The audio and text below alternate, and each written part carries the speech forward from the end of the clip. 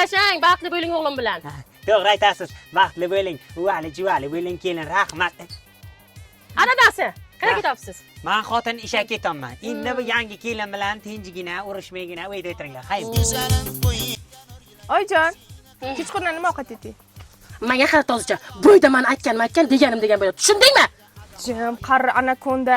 Buyda bundan keyin men aytanim bo'ladi. Tushundingizmi? Boring tez-tez mollarga qarang. Ha, bachim, ha. Sarıyman, üstünde sarıyman, köyünde ada yetmem. Kelinde suyganim, üstünde kuyganim. Nima qilib turibsiz? Klubdan yo'tirman kelin. Olib keling beri. Chiqing yotingizdan qaytib men ruxsatimsiz o'tizga kiraningizni ko'rmayin. Ha.